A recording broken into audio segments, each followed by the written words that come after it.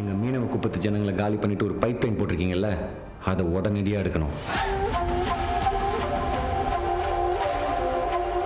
இப்போ ஜனங்க குடியிருக்கிற குப்பத்தையும் காலி பண்ணிட்டு ஒரு ஹார்பர் கொண்டு வர போறீங்கல்ல, அதையும் நிறுத்தணும்.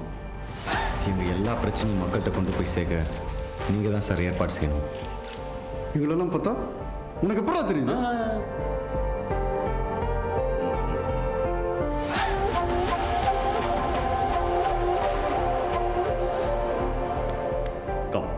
வாசு, மீனவர்களுக்கு என்ன பிரச்சனைன்னு இப்போ எனக்கு புரியுது. இது மற்றவங்களுக்கு புரியணும்னா நீ தான் அவங்ககிட்ட பேசணும், பத்திரிகையாளர் மூலமாக பேசணும். அதுக்கு நான் ஏற்பாடு பண்ணுறேன்.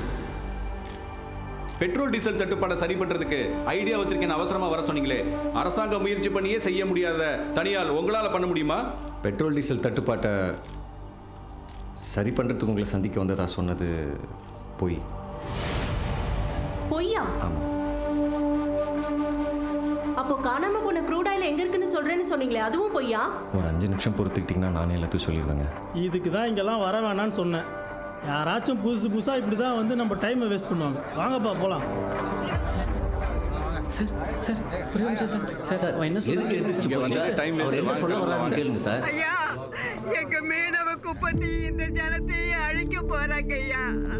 நாதியத்து நிக்கிற எங்களுக்கு துணையா இருப்பீங்கன்னு நம்பி எங்க புள்ள வாசு உங்கள்ட்ட வந்திருக்க ஐயா.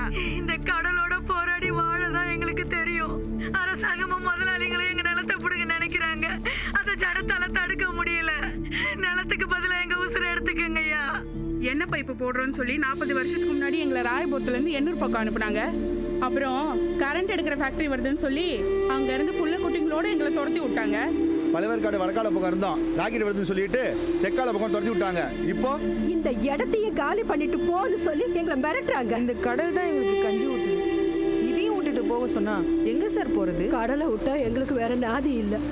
மழை பெஞ்சா நெஞ்ச அளவுக்கு சாக்கடை தண்ணியும் உருடாயில் கலந்த தண்ணியும் தேங்கி நிற்கும். நாங்கள் அரசாங்கத்துக்கிட்ட அது கொடுங்க இது கொடுங்கலாம் கேட்கலங்க. எங்களுக்கு நீங்கள் எதுவுமே பண்ண வேணாம் சாமி. எங்களை உசுரோட பொழைக்க விட்டா மட்டும் போதும்.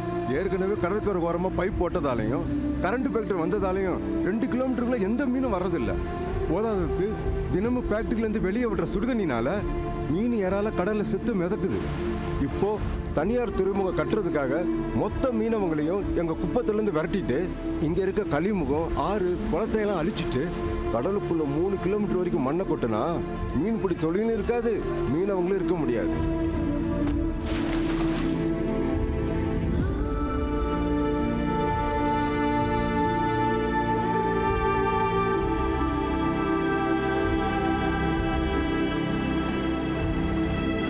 மக்களுக்கு வாழ்வாதாரமும் அதை விட முக்கியமாக மக்களுக்கு ஊட்டச்சத்து உணவு அளிக்கக்கூடிய கடலோர பகுதியிலும் எடுத்து அதை அவங்க அழித்து மீனவோட வேலை வாய்ப்பை கெடுத்து அரசாங்கத்துக்கு வர வேண்டிய வருமானத்தை முழுவதுமாக சீர்குலைச்சு அந்த இடத்த பதானுக்கு கொடுக்க வேண்டிய தேவை எங்கேருந்து வருது? போன வருஷம் மழை வெள்ளம் வந்தது. மக்களை காப்பாற்ற போட் எடுத்துகிட்டு நாங்கள் தான் போனோம். அவங்கள காப்பாற்ற நாங்கள் போனோம். எங்களை காப்பாற்ற அவங்க வர வேணாமா? 40 கிலோமீட்டர்ல இருந்த மீனவ குப்பம் இன்னைக்கு சுருங்கி 6-7 கிலோமீட்டருக்குள்ள தான் இருக்கு. 1 லட்சம் மீனவ ஜனம் குழந்தை குட்டிகளோட இங்கே தான் வாழ்ந்துகிட்டு இருக்கோம். ஒரு முதலாளிக்காக இங்கேருந்து போக சொன்னா நாங்கள் எங்கே சார் போகிறோம்? இப்படி மீனவர்களோட வாழ்க்கையும் மக்களோட உணவு தேவையை அழிச்சிட்டு தான் பத்தானுக்கு அந்த ஹார்பரை கட்டி கொடுக்கணுமா? நீங்களே சொல்லுங்க. எங்க ஜனத்தை காலி பண்ணிட்டு இந்த பைப் லைன் போட்டதுனால பாதிப்பு எங்களுக்கு மட்டும் இல்லைங்க, வட சென்னையில் குடியிருக்கிற 15 லட்சத்துக்கும் மேல இருக்கிற பொதுமக்களுக்கும் தான். இன்னைய தேதி வரைக்கும் எண்ணெய் கலந்த தண்ணியில் தாங்க வாழ்ந்துகிட்டு இருக்கேன் ஜனம். இன்னொன்று தெரியுமா உங்களுக்கு? கடந்த 10 வருஷத்துல கடல் தண்ணி 1 கிலோமீட்டர் மேல ஊருக்குள்ள வந்திருக்கு. அவ்வளோ கடல் அரிப்பு நடக்குது. இதுல இந்த ஹார்பர் வேற கட்டினா இன்னும் 20 வருஷத்துல வட சென்னைங்கிற இடம் வெறும் வரலாறுல மட்டும்தாங்க இருக்கும். கருப்பு தங்கம் எங்க மீனவ ஜனத்தோடைய வாழ்க்கையை அழிச்சிருச்சு. லித்தியம்ன்ற வெள்ளத்தங்கமும் துறைமுகமும் மொத்த சென்னையவே அழிக்க போகுது.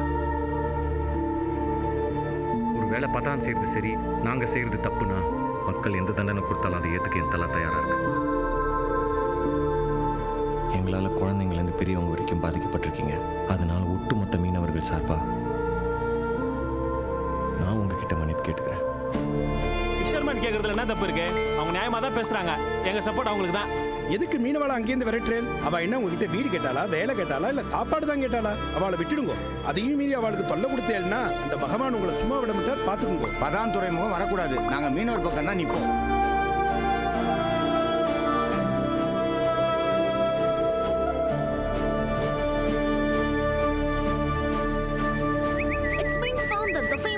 Petroleum has misused the government-owned crude oil.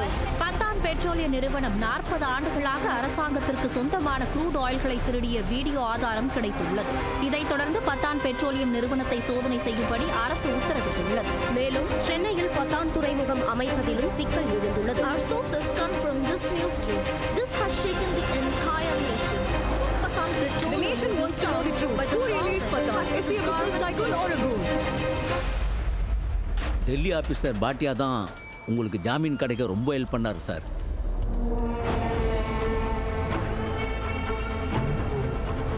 Sir, நான் எவ்வளோ பேசி பார்த்தேன் சார். கூட்டம் தானே கலையிற மாதிரி தெரியல. நாம தான் கூட்டத்தை கலைக்கணும் சார். யோ, அடிச்சு விரட்டுறதா இருந்தா நான் உனக்கு அப்பயே ஆர்டர் போட்டுக்க மாட்டேன். அங்க உட்கார்ந்து இருக்கிறது 2000 மீனவ பெண்கள் மட்டும் கிடையாது. 2 கோடி பெண்கள் ஓட்டு. ஒரு பொம்பளை மேல அடி விழுந்துச்சு, எல்லாம் நக்கிட்டு போயிடும். என்ன பண்ணுவீங்கன்னு தெரியாது. பேச்சுவார்த்தையில் முடிங்க. பேச்சுவார்த்தையில் முடிங்கய்யா. ஹலோ.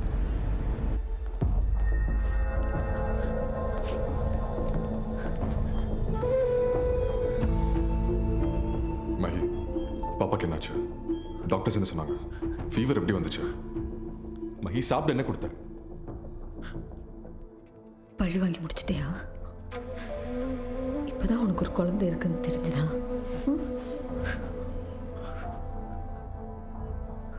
குழந்தைக்கு சீரியஸா இருக்குன்னு சொல்றதுக்கு உனக்கு எத்தனை தடவை ஃபோன் அடிச்சு எடுக்கல. நம்ம வண்டியும் வழியில பெட்ரோல் இல்லாம நின்றுச்சு. அது நம்ம டிசிபி மாயவேல் சம்சாரம் தானே. இந்த நேரத்தில் எங்க ஏன் தனியா நிற்கிறாங்க? நிறுத்துடா சார், கொஞ்சம் ஹெல்ப் பண்ணுங்க சார். குழந்தைக்கு உடம்பு சரியில்லை, பெட்ரோல் இல்லாமல் வண்டி வர நின்றுடுச்சு. ஹாஸ்பிட்டல் போனேன் சார். நீ தர நிற்கிறது காரணமே உங்க வீட்டுக்காரன் தான். மோரி,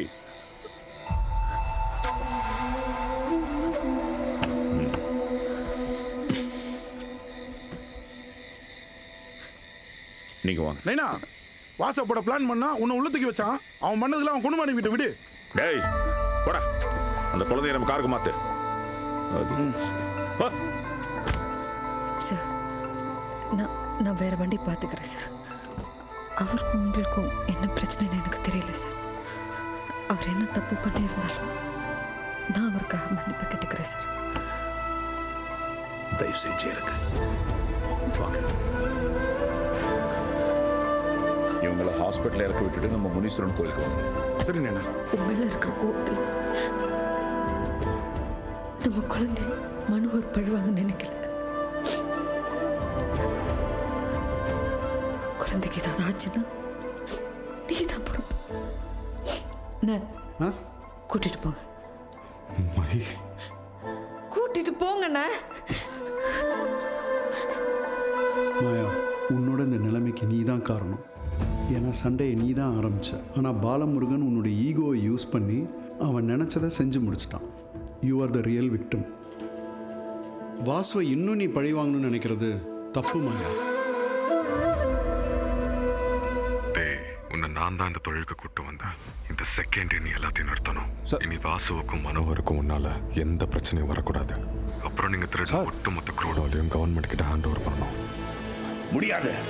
எனக்கு நைட்டுக்குள்ள அந்த க்ரூட் ஆயில் நம்ம கஸ்டடிக்கு வரணும். அப்படி வரலன்னா எனக்கு அந்த க்ரூட் ஆயில் தேவையில்லை. மொத்த க்ரூட் ஆயிலும் எரியணும். ப்ரொடெஸ்ட் பண்ற போட்டுங்களும் எரியணும், இன்க்ளூடிங் த ஃபிஷர்மேன். சரிங்க சார். வாசு, நான் சொன்ன மாதிரி உன் அப்பாவை வெளியே கொண்டு வந்துட்டேன். தென் ப்ரெஸ் மீட் மூலமாக உன் மக்களோட பிரச்சனை எல்லாத்துக்கும் கொண்டு போய் சேர்த்துட்டேன். நீ கேட்ட எல்லாத்தையுமே நான் செஞ்சுட்டேன்னு நினைக்கிறேன். சொல்லுமா. அண்ணா, துப்பாக்கியோட போலீஸ் வந்து இறங்கி இருக்கனா? எப்பமா? இப்போதான்.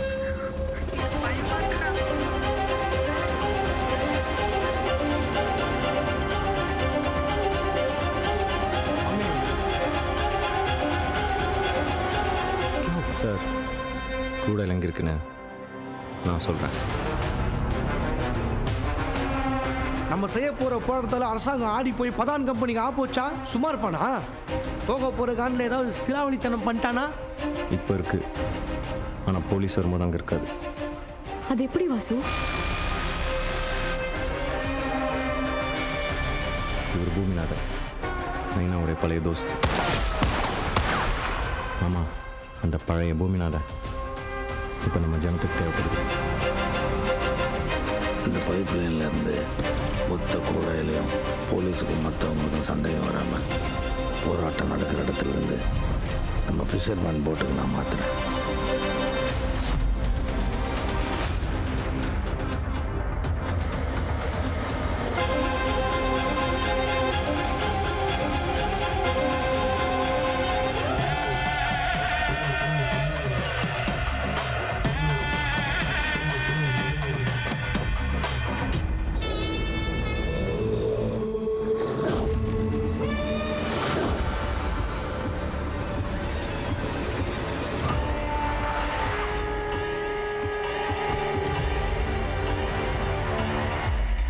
இங்க பாருங்கம்மா, கலைஞ்சு போயிடுங்க.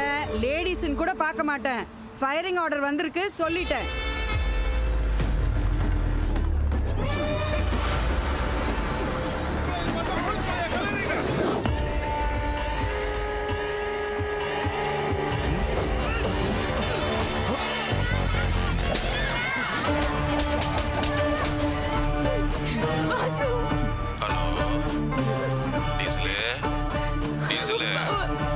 எப்பா உங்கள் அப்பனை போட்டாச்சு, அங்கேயே இழ விழுந்துருக்குன்னு நினைக்கிறேன்.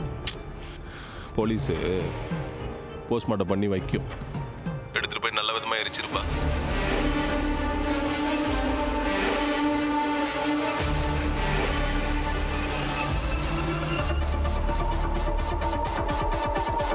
அண்ணா, பைப் லைனில் ஒரு சொட்டு கூட க்ரூட் ஆயில் இல்லைண்ணே. எப்படா கூடால ஏமாத்திருப்பா? இன்னைக்கு எங்க அப்பன் தோத்தான், இன்னைக்கு நான் தோத்துட்டேன். இனிமேல் அந்த வாசப்பை உயிரோட இருந்து ஒரு மயிரை புடுங்க போறதில்ல. அவங்க அப்பா படத்தை பார்க்க வந்துட்டு இருக்கான், அவனையும் போடுங்கடா.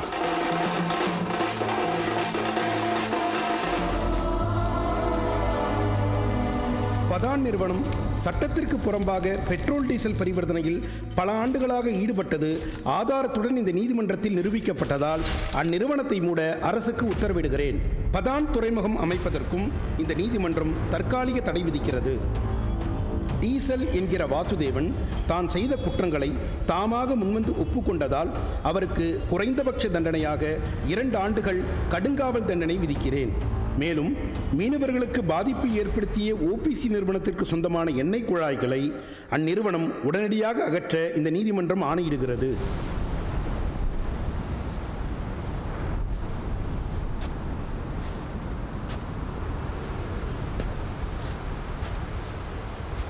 வருஷ போராட்டத்துக்கு அப்புறம் இந்த பைப் லைன் எங்கேருந்து எடுத்திருக்கோம். அதிகாரமும் பணபலமும் எப்பவும் சாதாரண ஜனத்தை பற்றி கவலைப்படாது. அதனால் நாமளும் யோசிக்காமல் அதை எதிர்த்து சண்டை செய்யணும். நான் செஞ்சேன்.